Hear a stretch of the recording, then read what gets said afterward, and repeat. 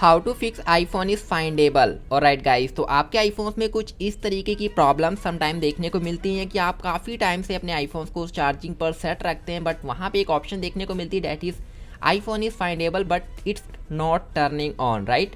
So don't worry at all. इस video में इसके लिए आपको किसी भी एप्पल स्टोर के सर्विस सेंटर जाने की नीड नहीं है, जस्ट आप घर पे ही ट्राई कर लें, आपका काम हो जाएगा। तो इसके लिए आपको क्या करना है, जैसे कि मेरे पास एक आईफोन है जो कि है आईफोन 11 प्रो मैक्स। इसके अंदर मुझे प्रॉब्लम आ रही है find is and that is iPhone is findable. तो इसके लिए आपको क्या करना होता है, देखो ये प्रॉब्लम तभी आएगी अगर आप अपने आईफोन को 0% से भी नीचे चले जाते हैं यूज़ करते करते। अगर आप अपने आईफोन को काफ़ी टाइम तक चार्ज पर नहीं लगाते, जैसे कि आपका आईफोन जो है 10% या फिर बैटरी लेवल आ गया था, बट उसके बाद भी आपने अपने आईफोन को चार्जिंग पर सेट नहीं किया, तो इसके भी यहाँ पे क्या होता है, वो आईफोन की जो बैटरी है वो यहाँ पे लाइक काफ़ी डाउन चली जाती है। उसके बाद वो डेड भी होने का चांसेस हो जाता है कि वो कभी टर्न ऑन ही ना हो। तो डेट्स है, इतना आईफोन को कभी भी डाउन मत जाने दिया करें बैटरी लेवल को।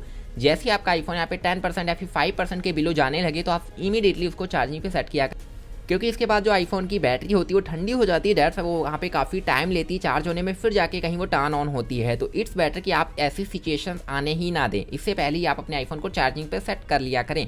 अब देखो, अगर ये आपको प्रॉब्लम आ गई है तो आपने क्या करना है, फर्स्ट आप सभी यहाँ पे देखेंगे कि एक ऐसी चार्जिंग केबल को लेना है जो कि आईफोन की ओरिजिनल चार्जिंग केबल होनी चाहिए। ऐसा नहीं कि कोई भी थर्ड पार्टी आप डाटा केबल यूज़ करें, लाइटिंग केबल, तो ऐसा नहीं करना, आपको ओरिजिनल वाली ही लगानी है।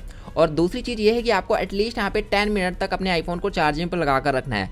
अब काफ़ी लोग कहेंगे कि मैंने जो यहाँ पे 1 घंटे से चार्जिंग पर लगाया हुआ है, बट फिर भी मुझे ये फाइंडेबल वाली प्रॉब्लम आ रही है। तो देखो, यदि आपका आईफोन अभी भी इस तरीके की प्रॉब्लम शो कर रहा है तो इट मीन्स आपने अपने आईफोन को काफ़ी देर से चार्ज नहीं किया था।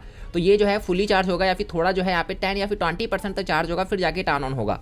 तो देखते यहाँ पे खुद ही ये जो है आईफोन मेरा टर्न ऑन हो गया है। तो यही करना है कि आप अपने आईफोन को काफ़ी देर तक चार्ज पर लगाएं, एटलीस्ट 10 मिनट तक, और देख लें कि भाई आपके जो चार्जिंग केबल है, लाइटिंग केबल ओरिजिनल होनी चाहिए, और ये भी चेकआउट कर लें कि वहाँ से आपने प्लग ऑन किया है फिर नहीं।